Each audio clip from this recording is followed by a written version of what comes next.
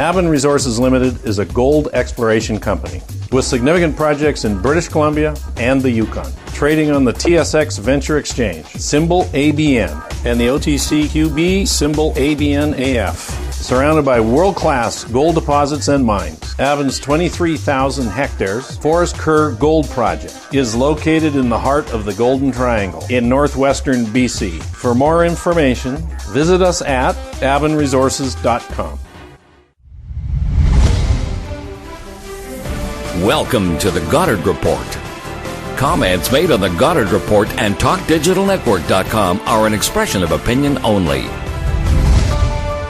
Here is Jim Goddard. My guest is Jordan Bateman, Vice President of Communications and Marketing for the Independent Contractors and Business Association in BC. His website, icba.ca. Welcome back to the show, Jordan. Thanks for having me, Jim. Just a few days before the federal election, anybody stand out as a party or parties that might have policies that are favorable to construction companies? Well, certainly when it comes to fair and open bidding and protecting the right of every construction company to bid on every infrastructure project that the federal government funds, you have to give the nod to the Conservative Party.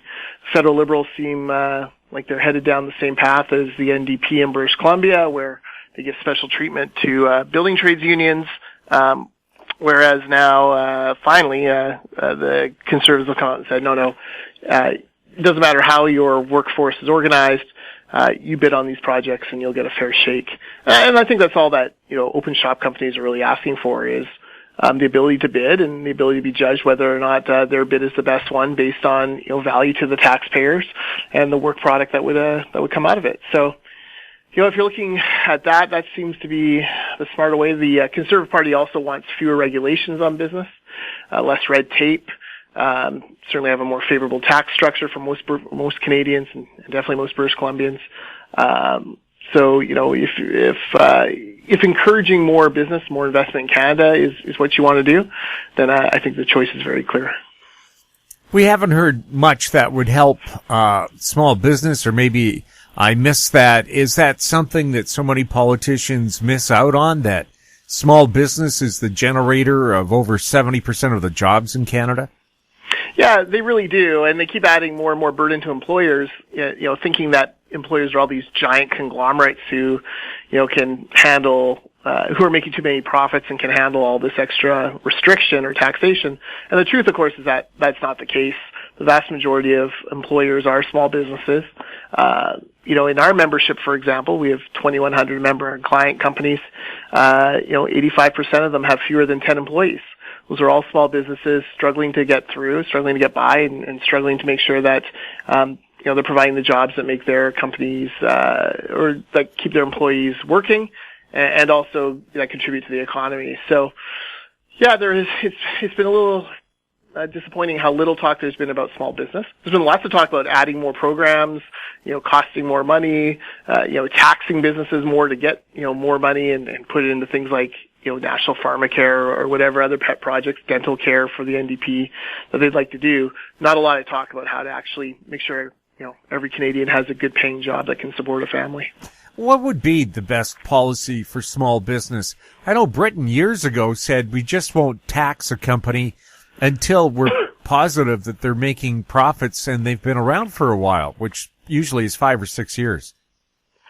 Well, exactly. And, for small business owners, you take the risk to start the company, and usually, or often, you're the worst paid person on the staff per hour because you're putting in all these hours and you're not able to pay yourself a proper wage because you're so busy reinvesting into your business because you have absolutely everything on the line. So instead of rewarding that risk or encouraging people to make smart choices as entrepreneurs, you just continue to add more and more burden on them, and people end up pretty despairing.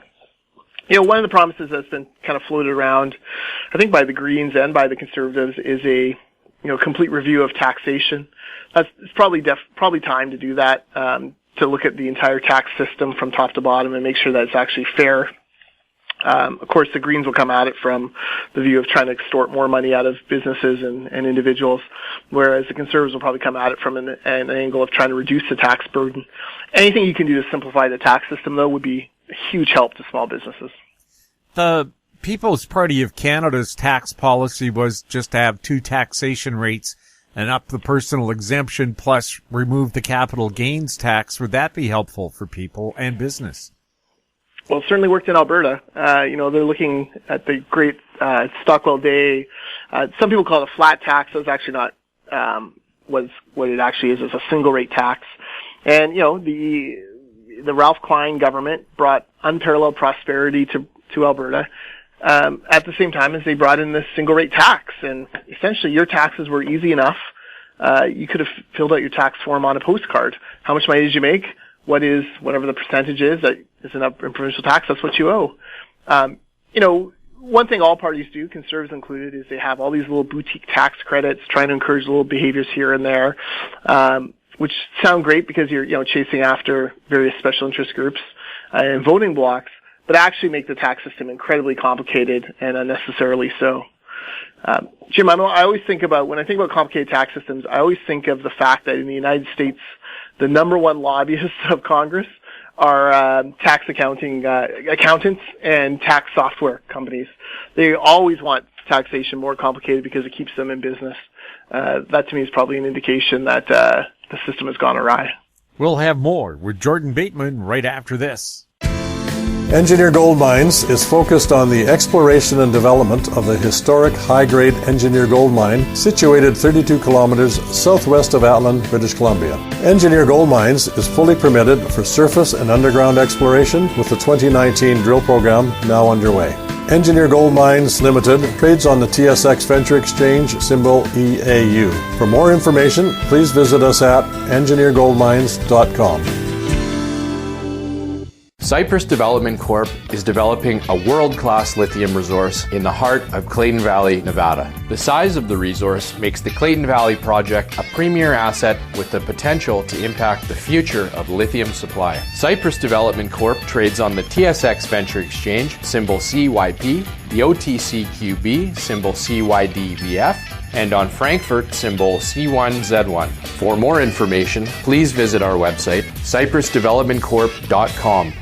Welcome back. We're speaking with Jordan Bateman. Jordan, is it true that jobs have contracted in BC over the last 4 months? And if it has, what's behind it? Well, it is true, and some of it is to do with forestry. We're still seeing forest mill curtailments, mills closing. That's put a lot of pressure on our forestry communities. And the rest of it is, a lot of it is the complete mismanagement of the economy by the NDP government. When you double the tax burden on businesses in just 2 years, you're going to put businesses are going to have to respond in some way. They're going to raise prices, they're going to freeze hours, they're going to have to lay off employees, or they're going to have to close. So the NDP keep adding all of this cost on top of and red tape to businesses, and then they're shocked when employee numbers start to sag. It's very concerning. It's another sign that an economic winter is coming to British Columbia, and unfortunately for us, the NDP government seems more than happy to encourage it rather than find ways to keep people working and keep families prosperous. Could part of the problem too be the very poorly organized and thought out rollout of the marijuana industry in BC, where Alberta's made the most money from legal pot and BC's second lowest only to Prince Edward Island with the lowest amount of money? I mean, shouldn't they have been building or renovating places to sell marijuana legally and have these shops up and running by now? It's been a year since it was made legal. The government's totally bungled this. Mike Farnworth and John Horgan, Adrian Dix, they've completely bungled this file. It's unbelievable that the government can't make money in the freaking marijuana trade. Like, that's been a cash cow for a long time. And, we've always been told that the number one cash crop in BC has been marijuana, and yet the government seems incapable of making money in it. What needed to happen is the government needed to get out of the way of the industry. Let the industry start putting stores in places, regulate the heck out of them, sure. Make sure that whatever rules you want to put in are followed. There is no need for government to be involved in the marijuana industry. Like, they didn't need to be the ones out there selling it. Let the private sector do what the private sector does, which is, the market research, the innovation, and the speed necessary to capture a market. So, I'm not a marijuana guy. Never tried it. No desire to. But for those of you who are out there, it's got to be frustrating to to still have to rely really on your black market sources when the whole point of legalization was to drive them out of business. Well, and isn't it kind of ironic that a right-wing province like Alberta, which I think was originally against legal pot, is the province that's making the most money from it? Yeah, I don't find it ironic at all because they're pro-business. You know, they do what it takes. Jason Kenney has come in there very aggressively, rolled back Rachel Notley's anti-business policies, many of which John Horgan has emulated. He's gotten rid of them all, Jason Kenney, and yeah, it's open for business. Every business, any kind of business. You know, you've got a fair shake in Alberta, and that's not something you have in British Columbia thanks to the NDP. We'll have more with Jordan Bateman right after this. Media recognition from Bloomberg, Reuters, recycling trade publications, patented process for 100% recovery of critical metals, including cobalt, lithium, nickel, manganese, aluminum. American Manganese is focused on recycling lithium-ion batteries for electric vehicles. American Manganese trades on the TSX Venture, AMY, the US, AMYZF, and Frankfurt 2AM. For more information, visit AmericanManganeseInc.com or phone me, Larry Ray, at 778-574-4444. Don't miss out. Stay informed. Receive the HowStreet.com weekly recap with thought-provoking podcasts, radio, and articles delivered to your inbox. Sign up for the HowStreet.com weekly recap on our homepage at HowStreet.com. Welcome back. We're speaking with Jordan Bateman. Jordan, what has the BC Minister for BC Hydro done that is kind of astonishing, or maybe what she didn't do?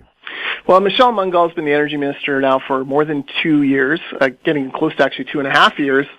And in that time, the NDP government, quite rightly, flipped its position on Site C. Originally, they were going to close down that $10 billion a year, or $10 billion construction project near Fort St. John. Instead, they decided to keep it because they looked at the business case and realized that it was the right way to go. We were thrilled by that decision at ICBA. We have many companies that are working on that project, and there are now 5,000 workers on the ground there building that dam. So it's in almost an $11 billion project. You have 5,000 people working on it.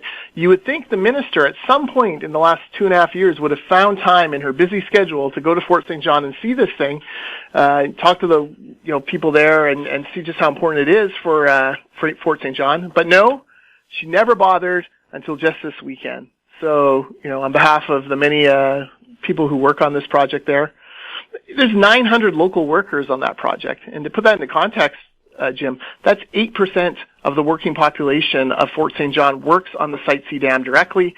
That doesn't include the thousands or hundreds and thousands of people who benefit from indirect jobs connected to Site C within that town. This has been a major project, $11 billion, and you have a minister who never bothered to get there for 2.5 years. It's almost unbelievable. Is it a good idea to promote the electrification of BC? Is that one competitive advantage we have over most jurisdictions? Yeah, absolutely. Quebec has hydroelectric. We have hydroelectric. We're the leaders in the country on this. We talk about wanting a clean economy. We talk about, transitioning off fossil fuels. We talk about all these important things. Electrification is the way to do it. And that was always what was so perplexing about Andrew Weaver and John Horgan and Michelle Mungal's opposition to Site C. Here you have a project that's going to create clean energy, hydroelectric energy, for generations to come. Our whole economy is built on the WAC Bennett generation of dams in this province. We had a chance to add it. We have a chance to add another one at Site C, and they fought it. They opposed it. And opposed it even though the local council wanted it, even though the locals, reelected the local councils that wanted it. They opposed it until finally it was too far gone that they had to actually reverse course and let it happen. It's unbelievable to me that these people who claim to be concerned about climate change would fight clean hydroelectric power. It's hypocritical and it's irresponsible. Well, we've seen so much of that, the BC government against oil pipelines, but they're okay with LNG. It's fossil fuel of a different kind. Does it make it frustrating for business not knowing really where a government stands when it comes to affordable energy? Oh, for sure. I don't know how you make long-term projections as to where your energy is going to come from. If you're an energy-intensive industry, like say a greenhouse company, or LNG, or a company or tech companies that rely on clean power, reliable power, you want more Site C dams.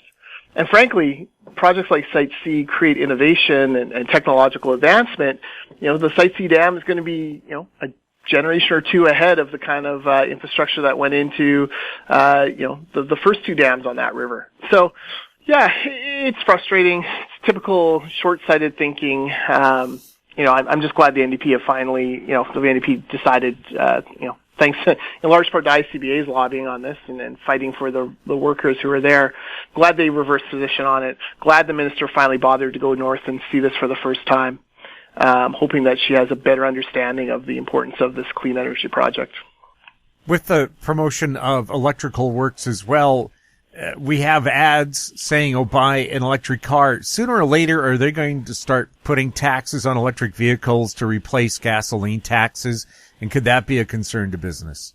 Yeah, I think it's a possibility. I mean, look, they're going to, the one thing about government is they use taxes to force you to change your behavior, but they ain't going to get rid of those taxes. They've become dependent on those revenues, and they structure their whole spending plan based on those revenues. So, yeah, if gas taxes stop yielding the kind of money that they want, they'll find it another way. And, if you're counting on free charging stations forever, you can bet that that's going to evaporate at some point. Already they've cut the subsidies to electric vehicle purchasers. They'll probably get cut further. There will come a tipping point here where those will disappear, and government will start looking at ways to tax it in order to recoup some money. Is there concern that the Conservative Party has said it's going to either cut or delay infrastructure programs in an effort to balance the budget? Well, all the Conservatives have said is that instead of taking 16 years to build the whole infrastructure plan laid out by the Liberal government, it'll take 18. So, I'm not sure 2 years makes much difference. And frankly, the Liberals have proven themselves to be so inept at getting these projects going that I'm not sure they could get it done in 16 anyways. I do think it's funny that we're so concerned about these, spending promises, people claiming that the Conservatives are cutting to the bone, and, really it's like 0.5% less in a spending increase. There's no cuts coming. The same services are going to be provided. The only thing is that the arc doesn't quite shoot up as fast under the Conservative Party as it does under the Liberals. So there's plenty of room in the budget for this. The Conservatives are not cutting any projects. The UBC subway will still get built. SkyTrain to Surrey will still get built. Some projects may take a little bit longer to get the check from the feds, but they're all in that plan. Anything that you think people should be looking at this federal election when it comes to small and construction businesses? Yeah, I mean, look at the proposals carefully. Figure out who's going to lay out the platform. Who do you think will be the biggest champion for small business and for the employers who employ millions of people across this country? That's the party that deserves your support. The one that's looking at fair tax regimes, not at adding onerous regulations, and that actually in their platform walk the talk of what they've been saying on the campaign trail. Jordan, who should people contact if they'd like to learn more about the Independent Contractors and Business Association? Yeah, you can go to icba.ca. It's our website, and see there. We have quite a bit of stuff we do there. Not just our advocacy and public policy work, which is kind of what we talk about every couple of weeks, but we do a lot of training. We've trained 4,000 people directly in the construction industry this year. We have 1,200 apprentices. We're the single largest sponsor of apprentices in the province. And we have a big benefits company that can help, make sure that your employees are taken care of as far as dental and medical benefits. All of that you can find out more at icba.ca. Jordan, thanks for being on the show. Thanks for having me. My guest has been Jordan Bateman, Vice President of Communications and Marketing for the Independent Contractors and Business Association. Their website, icba.ca. If you have any questions for Jordan or any of our other guests, you can send them to info@housestreet.com. Find us on Twitter at TalkDigitalNet. Our YouTube channel is Talk Digital Network. I'm Jim Goddard. Thank you for listening. Comments made on the Goddard Report and TalkDigitalNetwork.com are an expression of opinion only. The Goddard Report is available online and mobile at TalkDigitalNetwork.com. The Goddard Report is a production of Howe Street Media Incorporated.